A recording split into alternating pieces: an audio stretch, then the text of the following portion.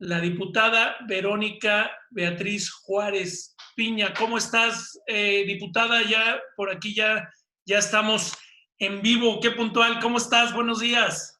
Hola Jorge, buenos días. Pues con el gusto de poder compartir el día de hoy contigo y por supuesto con tu auditorio.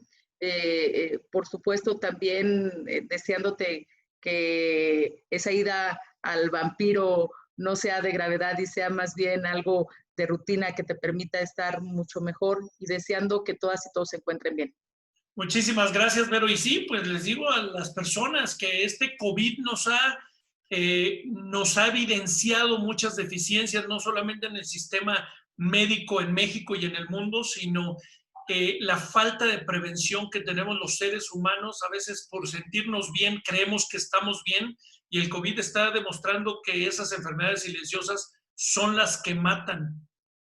Sí, claro, las silenciosas y también otras que en el caso particular que tiene que ver con el COVID, la obesidad, por ejemplo, la diabetes, que son enfermedades pues que ya se vienen arrastrando desde hace mucho tiempo. Lo digo arrastrando porque por desgracia somos uno de los países que encabezamos las listas de personas con estas enfermedades y dices bien, esto nos llama a que nos estemos cuidando de manera permanente y que es algo que si no lo hacíamos ahora tenemos que irlo aprendiendo y también inculcar a las niñas y niños que se cuiden, pero sobre todo quienes tienen una responsabilidad de estar con ellas y con ellos, pues orientarlos, ayudarles y acompañarles.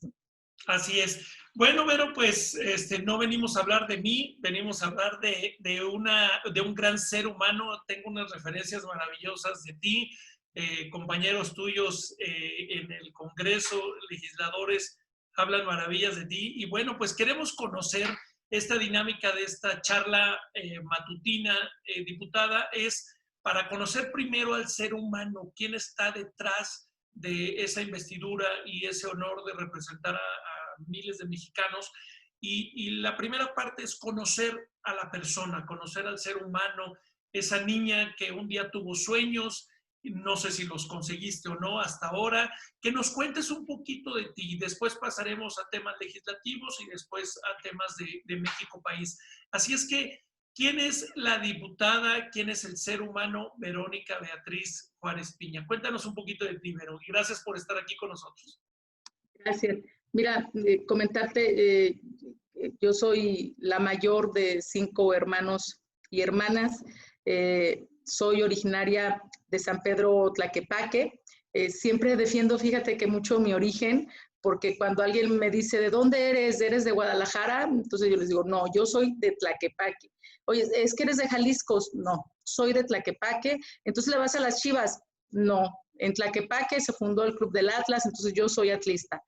Oye, Verónica, es que tiene los ojos tapatíos. No, los ojos tapatíos solo los tienen las mujeres que nacieron en Guadalajara y yo soy de Tlaquepaque y la verdad mis ojos son muy pequeños. De repente me dicen, ay, ya pareces Jarrito de Tonalá. No, yo soy de Tlaquepaque, en donde, por cierto, también es un municipio, es la tierra de los artesanos aquí en el estado de Jalisco. Te decía que soy la mayor de 5 hermanas y hermanos. Desde niña he sido muy participativa y yo creo que eso tiene que ver por la orientación que tuve siempre de mi padre y de mi madre. Yo siempre platico algo que marcó, digo yo, que ha ido marcando mi vida es ese acompañamiento y esa libertad y ese apoyo que siempre tuve de mis papás para lograr alcanzar los objetivos que a través de la vida, digo yo, he logrado. Aunque también déjame decirte que nací en un seno familiar conservador, un seno familiar, digo yo, machista en principio. Y déjame te platico una anécdota. Cuando yo nací, mencionan que mi padre, por supuesto que se alegró, pero me quería poner Rodolfa. Entonces, ahora ya te imaginarás cuál es el nombre de mi padre. Después nació otra hermana y también le quería poner Rodolfa. Luego tuve otra hermana y le quería poner Rodolfa. Y bueno, por fin llegó el hombre a quien sí, lógicamente le puso Rodolfo, llevó tambora, hubo un festejo. Pongo este ejemplo porque finalmente en las familias siempre estaba como muy arraigado el que el tener un hijo era festejarlo. Yo digo que sí, pero en esta diferencia lo que tiene que ver con los hombres y con las mujeres, que ya se hace desde que uno nace. Pero con el tiempo, pues ahora le ganamos las asambleas a mi papá, porque somos más mujeres que hombres. Tengo otro hermano, el más chico es hombre también, pero creo yo que con el tiempo y también con esta dirección y orientación que te digo que tiene que ver con los papás, pues me fui por la vía de siempre querer participar y siempre tuve un padre y una madre que me apoyaron. Luego, entonces, cuando yo estaba en la primaria, uno de mis sueños que tenía era de que yo quería ser presidenta de la República, porque también en mi familia había esa orientación del respeto a los símbolos patrios. Escuchaba, a la hora de escuchar el himno nacional, se nos acostumbró a ponernos de pie, por ejemplo, siempre lo sigo haciendo. Y creo que todas esas cosas, pues nos fueron, o al menos a mí, me fueron encaminando en la participación política. Cuando yo entro a la secundaria, desde que entré fui representante de mi grupo, pero ojo, estudié en una escuela para mujeres, estudié en una secundaria para mujeres. De la secundaria para mujeres fui presidenta, y yo digo que lo fui pues porque éramos de puras mujeres. Quién sabe si hubiera hombres y mujeres cómo me hubiera ido. Pero ya desde entonces crecí con la idea de que la participación de la mujer en los procesos políticos era trascendente e importante. Por supuesto que el estudiar tiene mucho que ver, el tener esa oportunidad, sin lugar a dudas, que nos abre el mundo, nos abre brechas. Y pues bueno, yo tengo una carrera en participación en política estudiantil desde que inicié en la secundaria, luego en la preparatoria y en la facultad. Estuve inmersa en distintos movimientos, en distintas acciones. Acá tuvimos las explosiones del 22 de abril y, por ejemplo, ahí encabecé todo lo que tenía que ver con un albergue, también en recolectar víveres. Participé en el movimiento zapatista, estuve participando en el Cinturón del Cerco por la Paz, ya hace algunas decenas de años, y desde muy joven me llamó la atención de participar también en un partido político. Lo hice como estudiante y pues soy militante activa del Partido de la Revolución Democrática ya desde 1998 y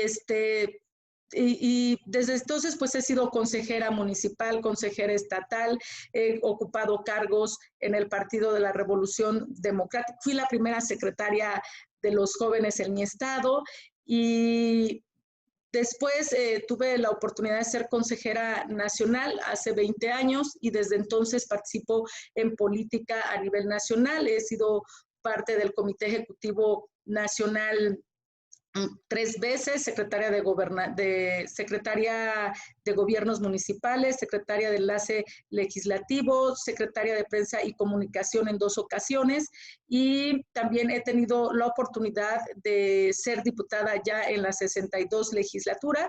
Y bueno, eso ha sido en parte de mi trayectoria. Me puedo describir como una mujer muy comprometida y que al transcurso, en todo este transcurso, he aprendido en que es necesario que las mujeres estemos participando, que es necesario que estemos inmersas en toda la toma de decisiones y por ello me asumo una mujer feminista. Gracias, gracias, Vero. Yo en diferentes foros he dicho que este mundo está hecho para hombres, pero también creado por mujeres. Y tú lo comentabas ahorita, lo que te ocurrió en casa.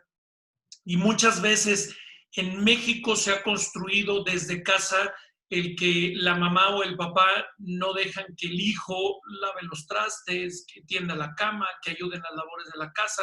Para eso están las hermanitas, para eso están las mujeres, para ayudar al hijo. Y el hijo pues tiene que trabajar, tiene que ser el fuerte.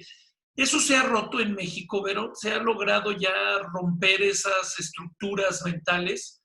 ¿Se ha evolucionado en ese sentido? Yo creo que hemos avanzado en nuestro país, sin embargo, sigue existiendo un patriarcado muy arraigado.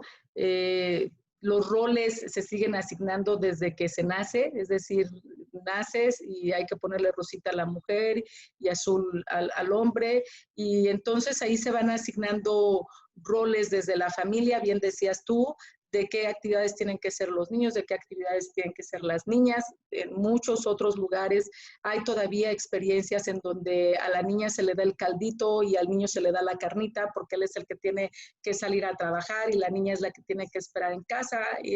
Pero afortunadamente vamos avanzando. Todavía nos falta y me parece por eso muy importante que desde la casa, que desde la familia, pues se le dé la libertad y todas las oportunidades tanto a niñas como a niños y no estigmatizarlos en ciertas actividades que tienen que ver desde los juegos, que si una niña juega fútbol no está permitido o que si no puede tomar un carrito, no. Yo digo que debe de existir libertad y en las actividades de casa participar tanto hombres como mujeres y me parece que el ejemplo se pone con papá y con mamá o con quien esté al frente de los cuidados de las niñas y los niños en principio, porque finalmente se hace luego una reproducción de lo que ven. Yo en esta emergencia, déjame decirte que yo regularmente estoy 8 días en la parte de la semana, de estos 8 días de una semana en la Ciudad de México y luego tengo que regresar acá a Tlaquepaque los fines de semana a ver a una hija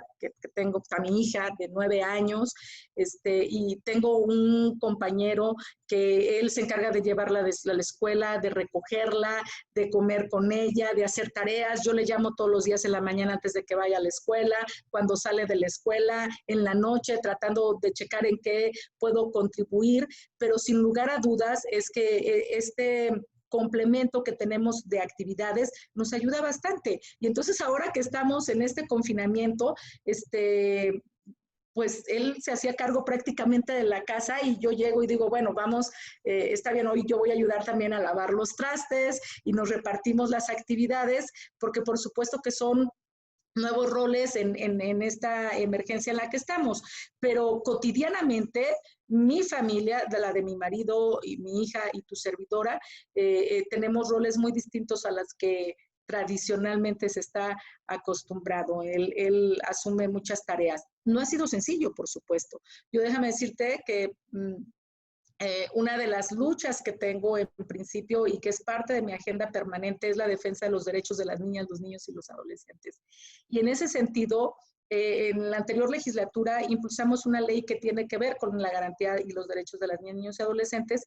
Y alguna vez mi marido me comentaba, oye, pues tú andas por todos lados hablando de los derechos de las niñas y los niños. Dice, y tu hija pues casi no la ves, ¿qué es lo que está pasando? Dije, a ver, momento.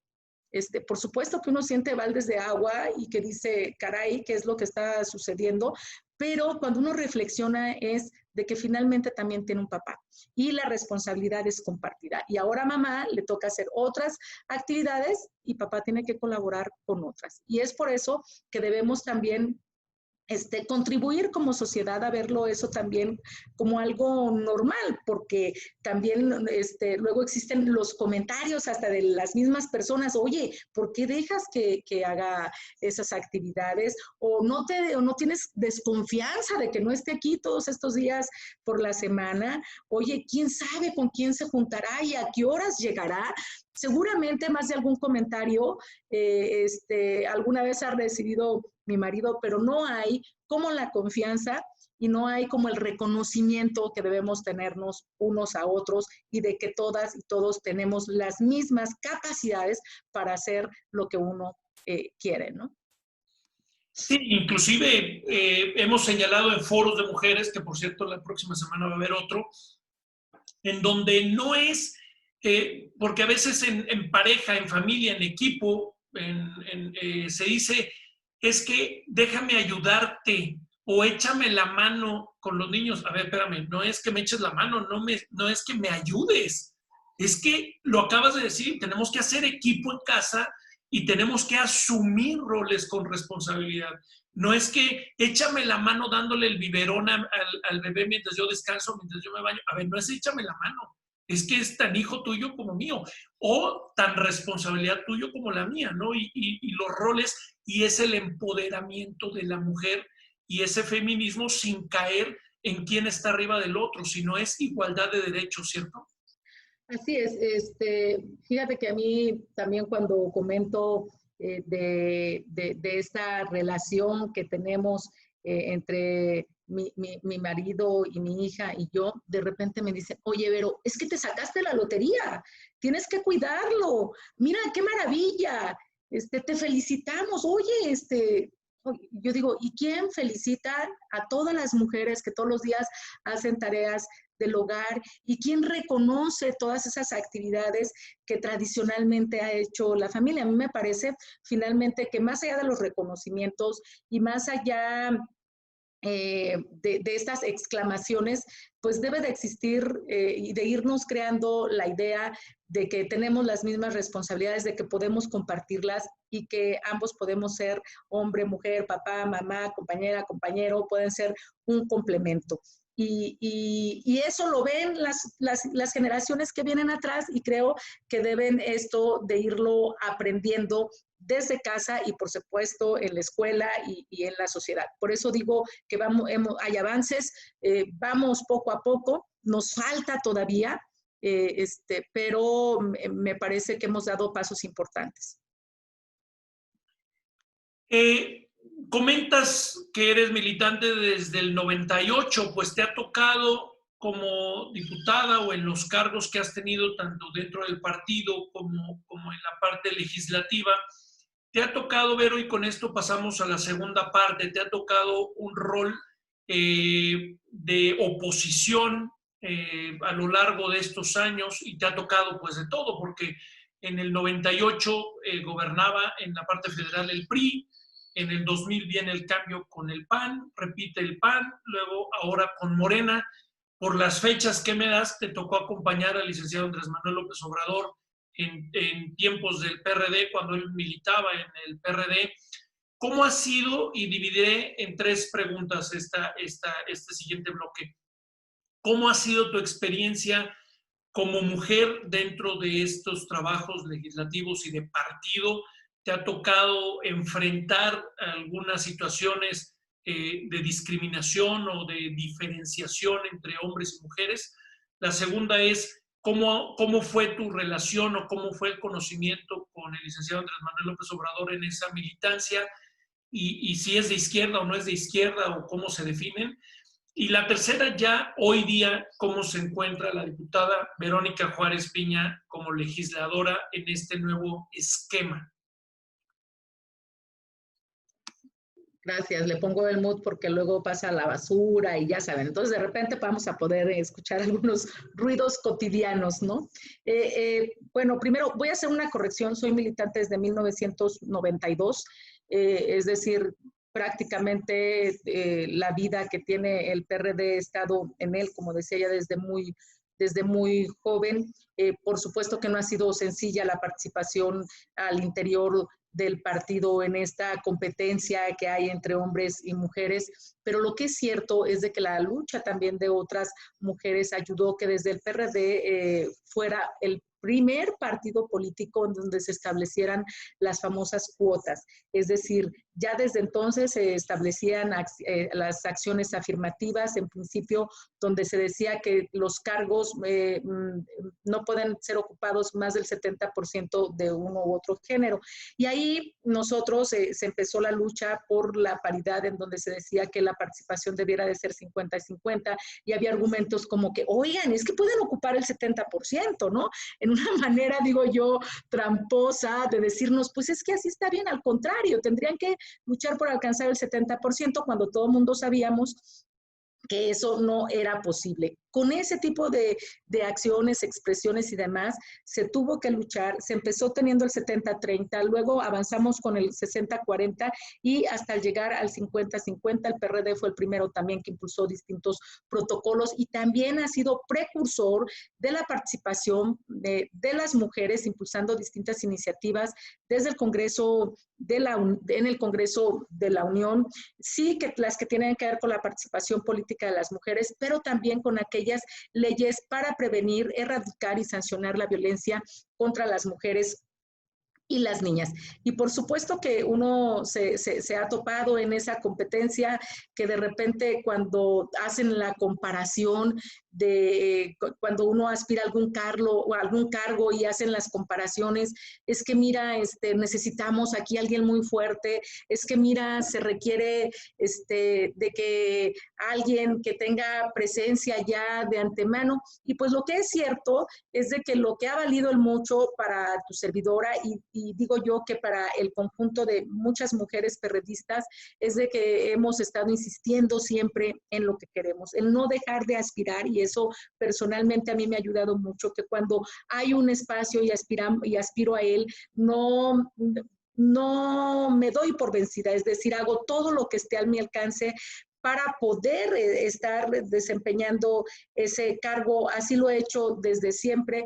Cuando participé como secretaria de los jóvenes en Jalisco, decía, es que yo quiero ser la representante de los jóvenes y me puse a platicar con otros jóvenes, me puse a platicar con los adultos y es decir, desde entonces empieza a ser como un cabildeo que te va ayudando a ir avanzando. No todas las veces he logrado los objetivos, pero sí he tenido buenos resultados.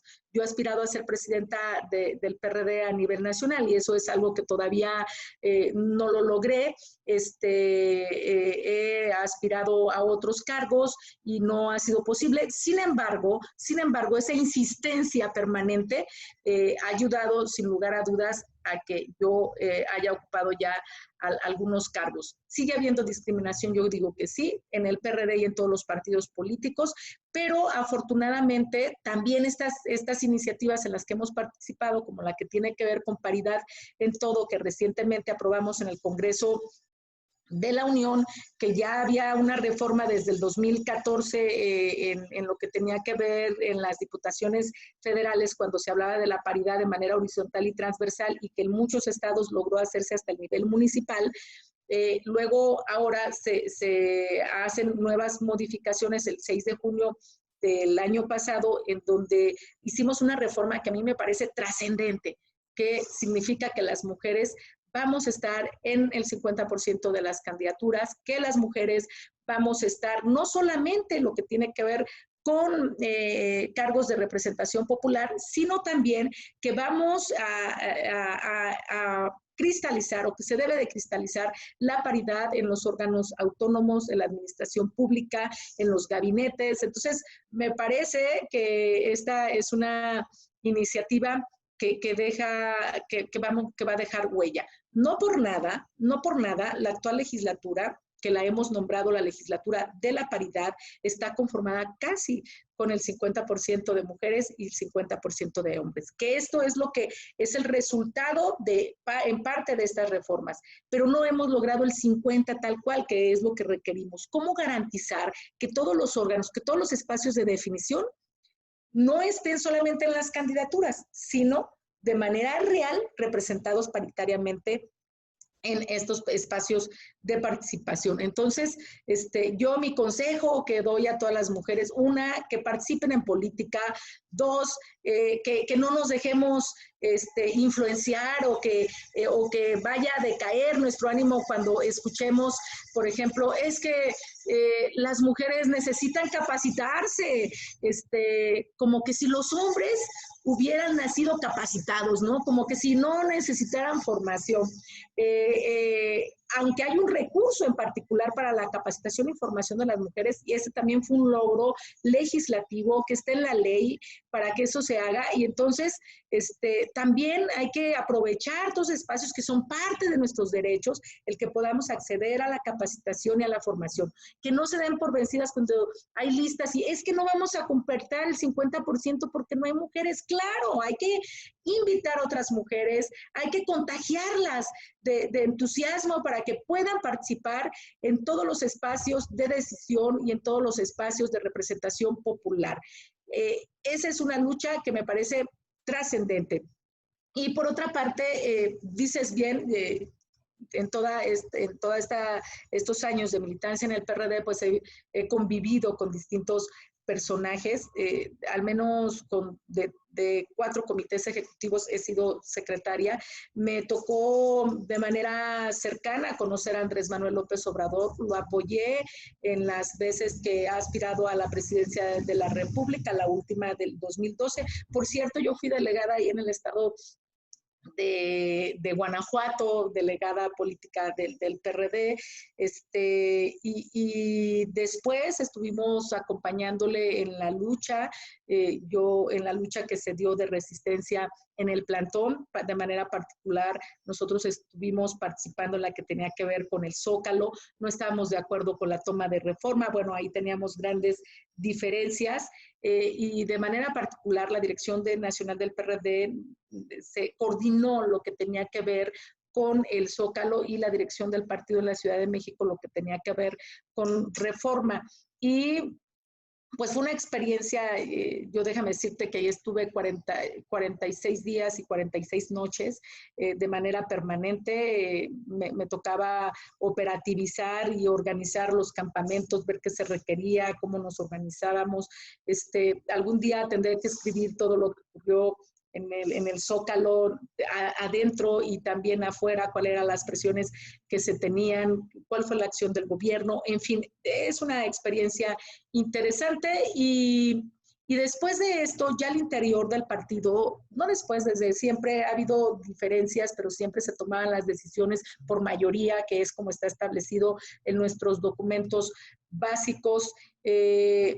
Nosotros en esa ocasión aspirábamos a que Ebrard fuera nuestro candidato, no lo logramos porque hubo una encuesta en donde por un punto y medio había salido adelante Andrés Manuel. El acuerdo era de que al menos la diferencia fueran 3 puntos, pero en ese entonces Ebrard decidió que hasta ahí él llegaba y por eso fue candidato Andrés Manuel. Y en un partido democrático, pues se tienen que ir, cuando se van tomando las definiciones, pues uno las tiene que ir asumiendo, ¿no? Y aunque habíamos algunos que consideramos que otro tendría que ser nuestro candidato presidencial, pues en ese momento, cuando Ebrard define ya no seguir contendiendo y no seguir peleando la candidatura porque no se alcanzó en la encuesta ese porcentaje, pues entonces asumimos que Andrés Manuel tendría que ser nuestro candidato a la presidencia.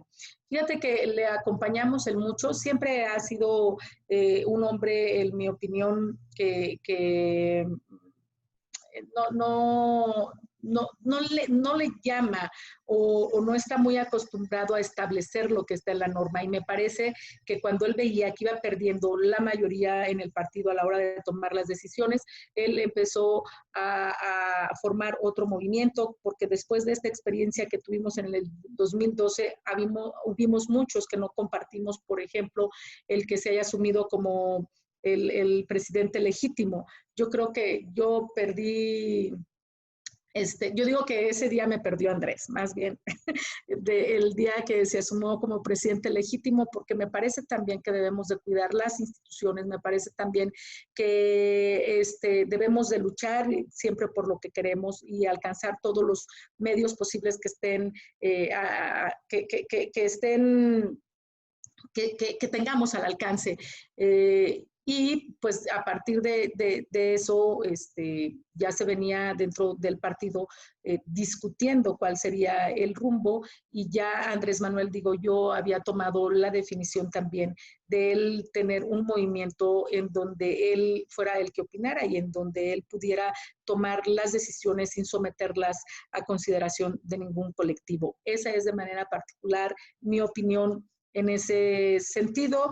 Cuando nosotros definimos, bueno, a su salida han salido también otros personajes, salieron del partido, unos compañeros entrañables que tomaron su propia definición, otros la tomaron por, digo yo, conveniencia, pragmatismo, porque un día se decían que son perredistas y al otro día dejan de serlo sin mayor problema. Entonces eso me parece también que hay quienes lo hicieron de manera congruente y hay otros que lo hicieron de manera distinta, pero bueno, al final el PRD estuvo participando en la última elección, como todo el mundo sabe, en una alianza en donde impulsamos la candidatura de Ricardo Anaya. De manera particular, yo siempre vi en Ricardo una esperanza llena de energía, de juventud, de conocimiento, de que pudiéramos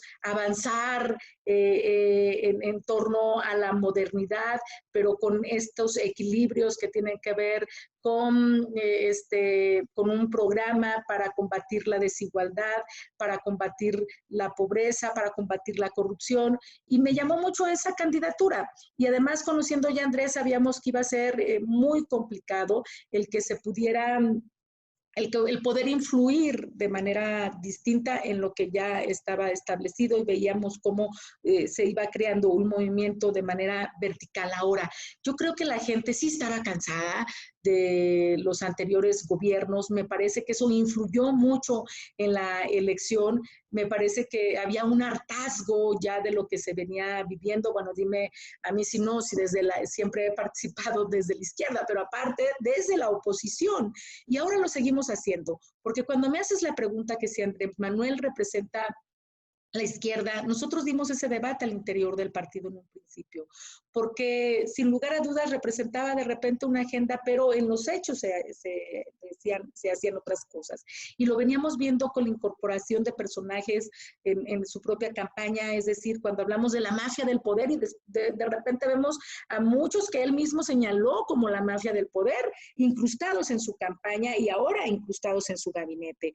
Veíamos cómo un día hablaba pestes de Salinas de Gortari, todo el mundo sabemos de los nexos que de alguna forma se dieron, y nosotros seguimos sosteniendo que hubo un pacto, el que nosotros decíamos que el pacto de la impunidad, que hubo un pacto entre Andrés Manuel y entre Enrique Peña Nieto. De eso creo que paulatinamente, afortunadamente, nada va a durar para siempre en el secreto, y nos parece que eso de alguna forma ayudó en los últimos días de la campaña a que terminara de alguna forma ganando Andrés Manuel. Claro, sin desconocer, te decía, el hartazgo que ya había en la sociedad, sí, la corrupción. Y bueno, cuando te decía que teníamos un debate si Andrés Manuel era de izquierda o no, yo recuerdo que los primeros días de la elección, donde por cierto, se le reconoce el triunfo, nadie, hay reconocimiento de los números, nadie sale a decir que es ilegítimo, ni mucho menos, hay un reconocimiento, y eso me parece muy trascendente, este proceso que vivimos, porque funcionaron las instituciones, los órganos electorales, claro, con 1, 2, 3 cosillas por ahí que pueden haber, pero que afortunadamente me parece que lo que sí se logró es de que el voto valiera, que es parte de la lucha que el PRD siempre tuvo, el que las elecciones tuvieran un peso, pero que sobre todo el voto de la ciudadana y de los ciudadanos fuera tomando en cuenta. Esa fue de las principales luchas que impulsamos desde el PRD. Cuando hablábamos de esta revolución democrática, es que decíamos que podíamos hacer una revolución que no se requerían las armas, sino lo que se requería era el voto y la decisión de las ciudadanas y los ciudadanos. Y eso ocurrió, y eso lo festejamos, y eso hay que reconocerlo. Y después llegaban las felicitaciones, yo recuerdo, de todos los países donde decían, por fin gana la izquierda en México, un gobierno de izquierda llega a la presidencia de la República. Se reconoció por organizaciones, por organismos internacionales y por gobiernos de distintos países en donde se decía, México tiene un gobierno de izquierda. Y nosotros tuvimos un debate dentro del PRD y había quienes decíamos que eso no representaba, que Andrés Manuel no representaba un gobierno de izquierda. Y pues bueno, como te decía, el tiempo va dando la razón. Ahora vemos que el gobierno que tenemos no representa a la izquierda, porque de manera particular ha hecho, por ejemplo, un gobierno que en campaña se comprometió a ir regresando paulatinamente al ejército y ahora vemos que hay una militarización del ejército. Y eso no significa que estemos en contra de las Fuerzas Armadas, sino significa que el ejército, la marina, la Fuerza Armada Permanente, lo que tiene que estar haciendo son otras tareas que están establecidas en la Constitución y que no deben de encargarse de la seguridad pública. Y que nosotros, por ejemplo, en la Cámara de Diputados aprobamos y le aprobamos porque es una propuesta del gobierno que tenía que ver con la Guardia Nacional, porque creemos que el problema de inseguridad es uno de los principales problemas que tenemos en México, que no se ha podido abatir y que lo que nos encontramos ahora fuimos a hacer una reforma, se le dio la Guardia Nacional, se le dio otras 3 leyes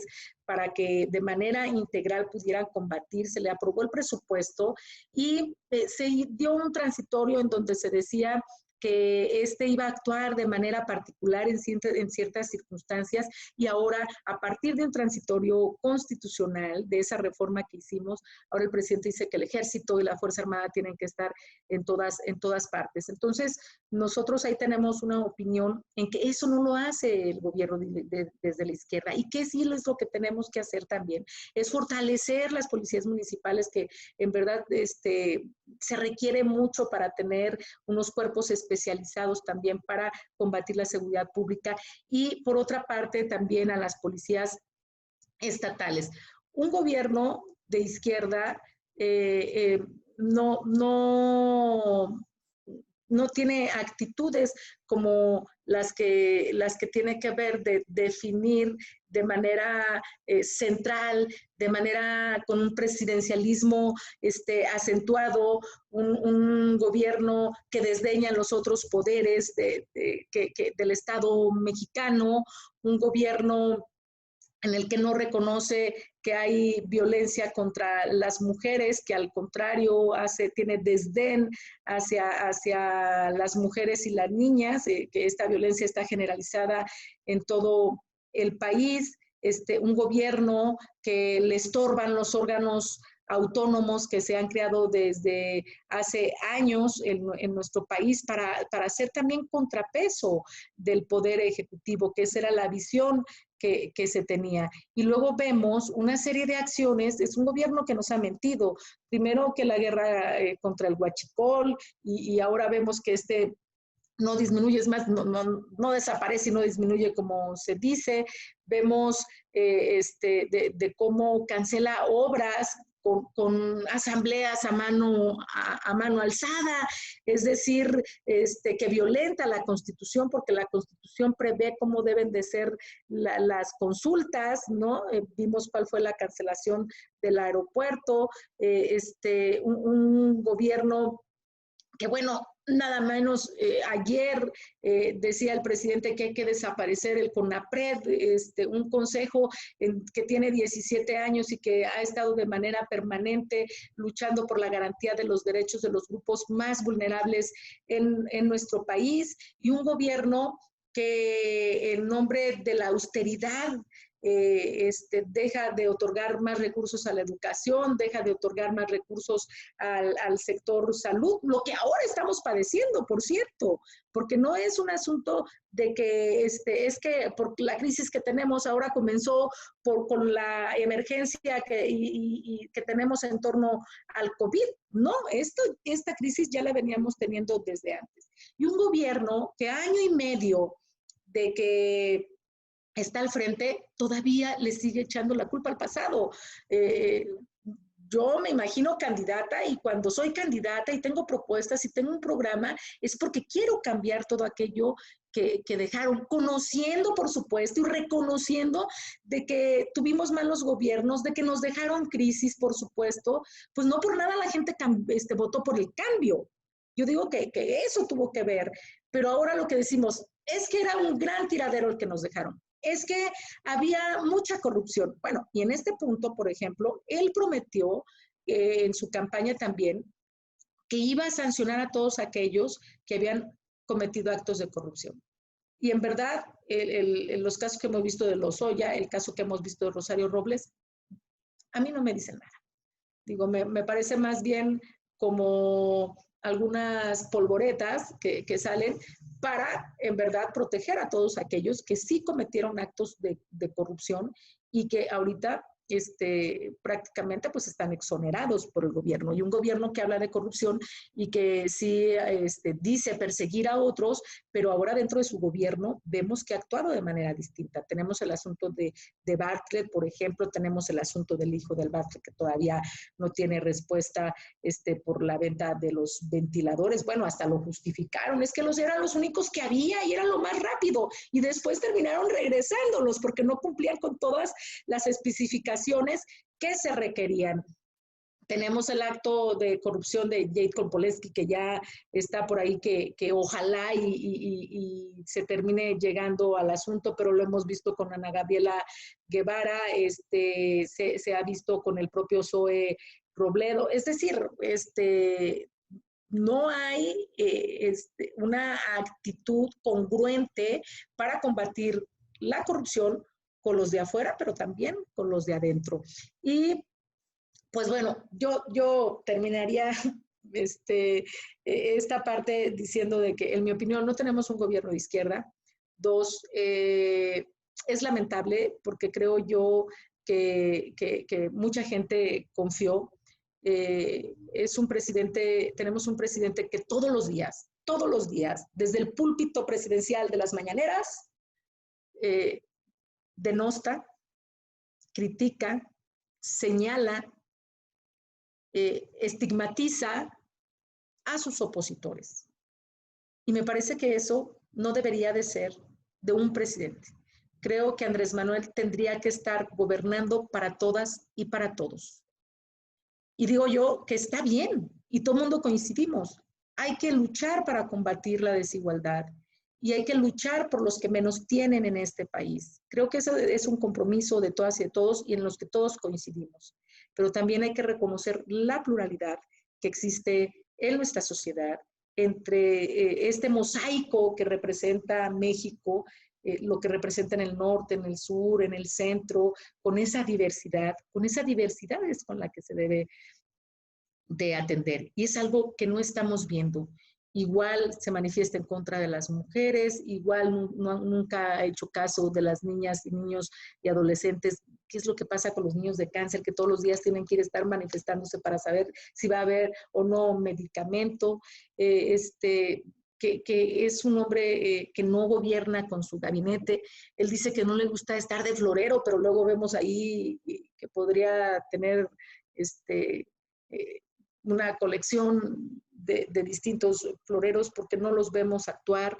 Le tiene el miedo en contradecir las posiciones que el presidente tiene, y es una lástima que el sí señor, lo que usted diga, son las horas que usted dice, y que los cocodrilos vuelan pero poquito. Es una lástima que esté rodeado inclusive de muchas personas que digo yo en las que cuando fueron nombradas en el gabinete o en algún cargo, dijéramos, bueno, pareciera que van bien las cosas, pero a la hora de que han actuado en poco más de año y medio, en cómo nos encontramos, con una crisis sanitaria, en verdad, muy lamentable.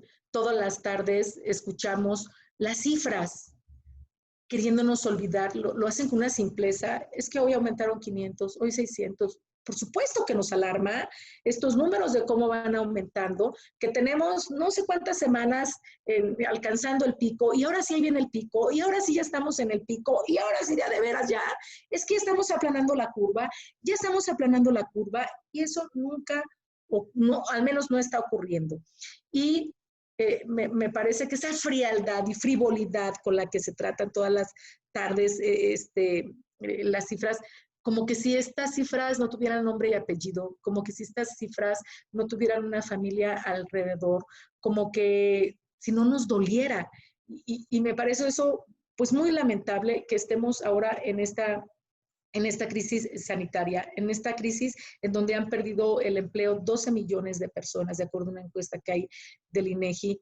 Nosotros estamos insistiendo desde la Cámara de Diputados en que se implemente el mínimo vital, un ingreso que fuera para 3 meses, para todas estas personas que han perdido su empleo, el formal o el informal. Porque hay mucha gente, está bien, ya vamos a regresar a la nueva normalidad, se dice, pero hay mucha gente que perdió su empleo. Hay mucha gente que está saliendo arriesgándose su salud de poderse contagiar porque no hay medidas sanitarias y demás. Entonces, me parece que debería ser una medida que el presidente debería de tomar y en la que todos lo apoyaríamos para que todas las personas que han perdido su empleo se les entregue un ingreso mínimo vital. Y luego, estamos hablando de la crisis sanitaria. Luego, la crisis económica, que por supuesto se ha acentuado con esta emergencia, pero esta crisis económica ya la veníamos viviendo desde meses atrás, desde años atrás hay que decirlos, pero ahora nos encontramos con que no se ha cuidado a la planta productiva, no hay medidas contracíclicas para apoyar a pequeñas y medianas empresas en donde se concentra el buen número de trabajadoras y trabajadores. Nos encontramos con que no vamos a crecer, hemos perdido la credibilidad con otros organismos. Decías, hacia adentro, creo yo que los empresarios han perdido ya la confianza, pero en el exterior nos estamos viendo muy mal. Hace unos días veíamos cifras del dinero que ha salido de México, pero también de la falta de credibilidad que México tiene ya para invertir. Bueno, y luego una crisis de seguridad que no ha descansado en esta pandemia, que no se ha quedado en sus casas. Esta crisis de inseguridad, siguen aumentando los muertos. Hace días apenas tuvimos el día más violento otra vez de toda la historia, que esto significa también muertes de personas, asesinatos, tenemos feminicidios.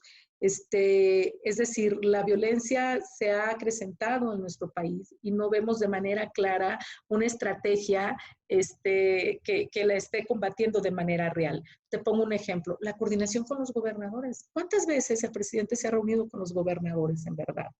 Ahora vemos que la secretaria de Gobernación intenta hacer esfuerzos, pero luego hacen acuerdos y luego no los cumplen. Eso ya les ha pasado a los gobernadores en relación a la crisis de salud, a la crisis económica y bueno, me parece que esos son los 3 grandes problemas que tenemos actualmente y en los que vamos a seguir insistiendo para que ya debería de haber un cambio y debería de escuchar el presidente y debería de coordinarse con los 3 órdenes de gobierno, digo yo, con el nivel municipal, que es trascendente porque finalmente es el nivel de gobierno más cercano a la población, con las gobernadoras, con los gobernadores, con la jefa de gobierno y pues con su gabinete. Digo, en la medida en que tengamos a un solo hombre decidiendo cosas, me parece que es en la medida en que nos vamos a seguir equivocando. Pero has hecho un repaso maravilloso. Aparte, me parece muy congruente tu relatoría y la forma en que presentas todos estos datos, estos acontecimientos. Nos hace ver que eres una mujer preparada, eres una mujer que no está improvisando y hoy tienes una gran labor como coordinadora parlamentaria de tu partido político en el Congreso. ¿Qué esperarían los mexicanos? ¿Qué esperarían los ciudadanos, estos ciudadanos que están hartos, que están fastidiados, que no creen en los partidos políticos, pero sí quieren participar en un cambio de México? ¿Qué estaríamos esperando?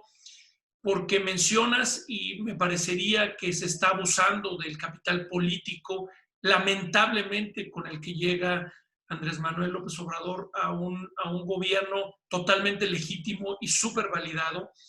¿Y cuánto ¿Cómo ven ustedes entre los partidos? ¿Se están poniendo de acuerdo?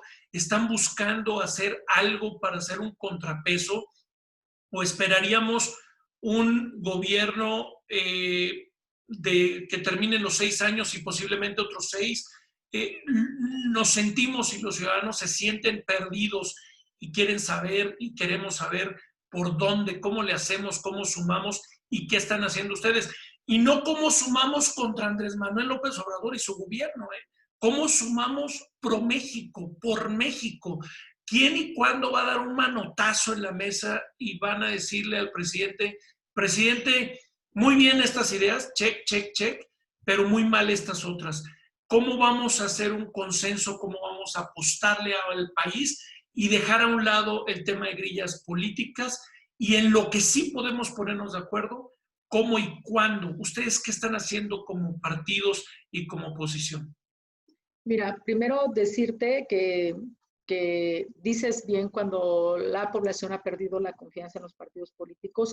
Creo que eso es una crisis que tenemos los partidos políticos que tiene que ver con la credibilidad y que también hay que decirlo, tiene que ver con la actuación de distintas personas que han participado al interior de estos institutos políticos y que también han cansado a la gente, ¿no? Y me parece que eso también tuvo que ver en el proceso, en los resultados, perdón, en el proceso electoral donde resultó electo Andrés Manuel por 30 millones de mexicanos que votaron por él, pero también es verdad que cuando llega a la presidencia se convierte el presidente de todos los mexicanos y de todas las mexicanas. Y a nombre de 30 millones de mexicanos han querido hacer lo que quieren. Cuando a final de cuentas, los quienes votaron por esta opción, cuando se vota es porque lo que tú pones como menú es precisamente una serie de propuestas que hasta ahora muchas de estas no se han cumplido. Yo creo que ahí los partidos políticos lo que debemos de hacer es en verdad con cuestiones muy concretas, empezar de nuevo, si se pudiera llamar de alguna forma, a representar en verdad las exigencias de la gente, pero además hay que abrir las puertas en los partidos políticos, facilitar para que ciudadanas y ciudadanos participen, para que se sumen mujeres, los jóvenes, es decir, creo que sin mayores trabas partidarias. Eso es lo que me parece que, por una parte, para animar esta participación a los representantes de las organizaciones de la sociedad civil, a distintos liderazgos que de repente no saben que la señora que siempre está ayudando a otras señoras vecinas, pues ella pudiera ser una buena representante y que de repente nos dan cuenta que son líderes y que también pudieran participar. Entonces, yo creo que ahora los partidos tienen que estar muy abiertos para recibir todas aquellas aspiraciones que pudieran llegar y llamar y decir, vamos a abrirles en verdad las puertas de los partidos para que participen en donde la ciudadanía según coincida. Eso por una parte. Por otra parte, bueno, y que hay un cambio generacional también en los partidos, hay que decirlo. Eso me parece que el relevo, el tener otras caras, ayuda también, pero sobre todo ayuda a lo que estemos proponiendo y el representar, como te decía ya, las exigencias de movimientos, aspiraciones, sueños de las mexicanas y de los mexicanos. Ahora, ¿qué estamos haciendo en los partidos políticos? Yo creo que el gran reto que tenemos, y yo en verdad respeto todas las formas de manifestación, porque así debe de ser, pero todo eso tenemos que hacerlo en el marco institucional que tenemos. Y en ese sentido, yo creo que la oportunidad que se tienen dos oportunidades. Una es la elección del 2021. Esta elección es la más grande que tendremos en la historia de México. Más de 3,500 cargos, 15 gobernaturas, 16 congresos locales, el Congreso de la Unión, la parte que le corresponde a la Cámara de Diputados, es decir, la Cámara Baja, un sinnúmero, cientos de presidencias municipales. Entonces, creo que la oportunidad que se tiene nuevamente es el voto de las personas.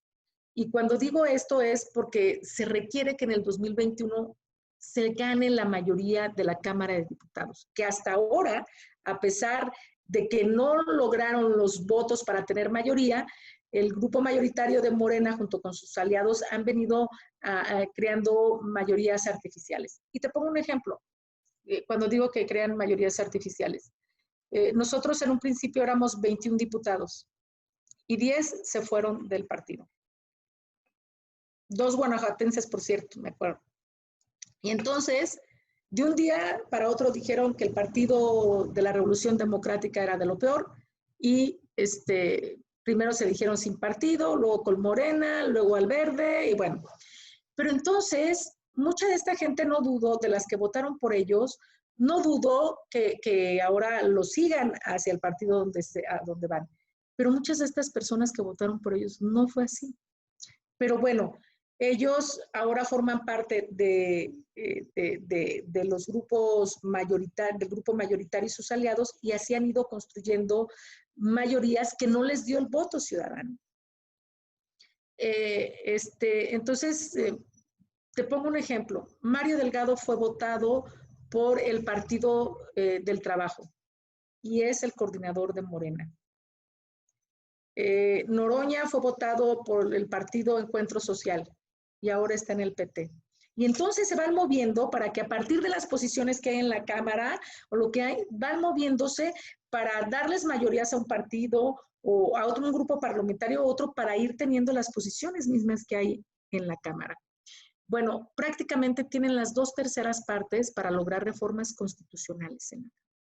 Y es así que han logrado hacer un sinnúmero de cambios legislativos, muchos de ellos, creo yo, contrarios a lo que la gente espera. Y entonces, pongo otro ejemplo. Hace unas semanas el presidente proponía una reforma legislativa para que ahora con esta reforma legislativa él pudiera hacer con el presupuesto lo que quisiera, sin la opinión de la Cámara de Diputados. Digo yo, una reforma autocrática, en donde él decidiera, ahora este recurso lo vamos a quitar de si está para salud o para la educación, lo vamos a quitar y lo vamos a llevar al Tren Maya, ¿no? Que es a los megaproyectos a los que ha estado alimentando con recursos. Entonces, si no fuera porque les faltaba un voto en la permanente, seguramente se hubiera avanzado en esa propuesta. Entonces, ¿qué requerimos? Requerimos que Morena y sus aliados pierdan la mayoría en la Cámara de Diputados para que existan contrapesos, que es lo que se requiere en el país. Y los contrapesos no le gustan a Andrés Manuel. Por eso le insistía en que vamos a una revocación de mandato en el 2021, porque él se veía haciendo campaña junto con sus compañeros y con esa fuerza que se tiene desde el Estado, porque se tienen los recursos, se tienen los medios, todos los días la mañanera y luego en la tarde otras y todo, digo. Entonces, me parece que habría una campaña inequitativa. ¿Qué logramos en la Cámara? Porque ahí si no, todavía no tenían las 2/3 partes, es que no avanzar esa reforma en torno a que fuera en el 2021. Pero ahora quedó esto para el 2022, en donde puede haber un referéndum. Pues ahí también es otra posibilidad, pero finalmente yo digo que lo importante es en el 2021 para que pierdan, o más bien para que no tengan la mayoría y podamos ser ese contrapeso real. Y para eso es necesario que los partidos políticos de oposición nos pongamos de acuerdo. Así como nos pusimos de acuerdo para parar esta iniciativa que tenía el presidente para hacer lo que él quisiera con el presupuesto, porque ahí se creó un bloque de contención, se le llamó así, no de oposición, de contención, para que no pasara esa reforma. Ahora que regresemos a las sesiones ordinarias, Morena lo podría hacer.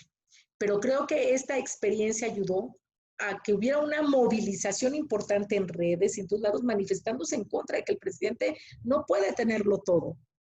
Y entonces creo que es una de las batallas que hemos ganado para impedirlo, pero también para generar, y yo creo que esto vino desde las organizaciones de la sociedad civil, de los académicos, de los expertos y de la gente donde decía, no puede ser, y creo que se logró parar esto. Pero ahora lo que necesitamos es ponernos de acuerdo. Y por eso yo creo que de una u otra forma debemos de alcanzar entre los partidos de oposición los acuerdos necesarios para ir a ganar la Cámara de Diputados en principio, a través de las urnas.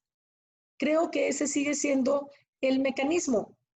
Seguramente si me escucha Andrés Manuel ha de estar diciendo, esta mujer es una golpista, porque no coincide conmigo, por lo que está diciendo. No. Estamos ejerciendo nuestro derecho y estamos convocando a la gente a que tome una decisión y estamos dando argumentos de por qué es necesario que Andrés Manuel no tenga la mayoría en la Cámara de Diputados. Y entonces, y estamos, por supuesto, en el camino de que hay que acordar todos los opositores, que hay que ponernos de acuerdo. Sé que ha lanzado una propuesta el presidente del PAN, Marco Cortés, donde dice, nos convoca al PRD y convoca a MC a que armemos un frente. Yo soy de la idea que en estos momentos hay que ponernos de acuerdo, sí, o sigámonos poniendo de acuerdo, sí, para resolver todos los asuntos que tengan que ver con la emergencia sanitaria. Y dos, que de manera paralela veamos cuáles son los acuerdos que podemos alcanzar. No sé si deberán de ser alianzas, porque en el PRD tenemos que discutirlo con las direcciones estatales a partir de los distintos procesos electorales que hay. Pero sí creo que debemos de tener un acuerdo para ganar en el 2021 la Cámara de Diputados. Pero el tiempo voló. Quiere decir que hemos estado muy a gusto contigo. Lamentablemente ya se nos acabó el tiempo, pero hay muchísimo que platicar, discutir, dar seguimiento. Así es que te vamos a comprometer a darle seguimiento a esta charla. Y para cerrar nada más, aparte de agradecerte de verdad tu tiempo, hemos tenido aquí de invitados ya a los coordinadores parlamentarios de Morena. Estuvo ya Mario Delgado, estuvo ya Juan Carlos Romero Hicks, estuvo ya Tonatiuh también aquí con nosotros, ahora estás tú y faltarán un par más de coordinadores parlamentarios. La invitación de los ciudadanos de manera exigente y de manera civilizada es: pónganse de acuerdo por México. No podemos tener un sexenio perdido, y no me refiero al de la administración, me refiero al tiempo, que es uno de los recursos que no es renovable y es más valioso. Ya la gente, si perdió su trabajo, si dejó de ganar lo que ganaba, si se enfermó, ya no va a haber ningún partido, ni ningún diputado, ni ningún gobernador, ningún alcalde que venga y le diga, ahora sí voy a hacer, pues ya no, ya se murió mi tío, ya se murió mi papá, ya me quedé sin trabajo. Así es que la invitación es que nos sumen a los ciudadanos, nos sumemos con ustedes, porque también creo firmemente que este país no lo va a arreglar una persona del partido que sea, porque va a suceder cada 6 años lo mismo, algo no nos va a gustar, así es que tenemos que sumar esfuerzos. Te agradezco muchísimo el tiempo que nos hayas acompañado, que hayas dejado una opinión que ayude a crecer y a hacer mejor juicio de valor a los ciudadanos. Y para cerrar y despedirnos, ¿cómo le gustaría a Verónica Beatriz Juárez Piña ser recordada? ¿Cómo le gustaría ser recordada después de acabar su vida pública y su vida en este mundo? ¿Cómo le gustaría ser recordada? Y segundo, ¿qué mensaje le darías a los jóvenes, a las mujeres y a los hombres de este país que se la están rajando todos los días y están hartos de oír que ahora sí se va a poder? Bueno, primero decirte, son unas buenas preguntas. Cuando uno dice cómo me gustaría ser recordada, yo creo que como una mujer que nunca me di por vencida, como una mujer que soy siempre insistente en lo que uno cree y en lo que uno piensa, como una mujer que ha disfrutado de la vida, pero sobre todo de las responsabilidades que me ha tocado ejercer, como una mujer madre de familia, como muchas mujeres que hay en el país, pero siempre muy comprometida y siempre escuchando otras voces y para poder contribuir de alguna u otra forma. Y pues bueno, en lo que tiene que ver con un mensaje para los jóvenes y para las jóvenes, para las mujeres, y creo que para toda la ciudadanía, es el que hay que participar. es el que siempre hay que decir lo que uno piensa y luchar por lo que uno quiere. Hay que seguir insistiendo en que se trata de no seguir aceptando un México en donde nos hablan de paz y vemos la inseguridad de manera permanente, que nos hablan de progreso y vemos de las dificultades que tenemos para garantizar educación, para seguir avanzando en la modernidad, teniendo un país sustentable y con equilibrios y con respeto a los derechos humanos, en un mundo donde nos hablan de libertad y todavía, y en un país donde nos hablan de no seguir aceptando ni un mundo ni un país en donde nos hablen de libertad y que todavía se señale, se nos estigmatice por lo que pensamos o por lo que sentimos. Hay que romper con esas barreras y las y los jóvenes pueden hacerlo, y por eso yo siempre digo que la juventud es la savia, es la carne, es en lo que tenemos que acompañarles en cada una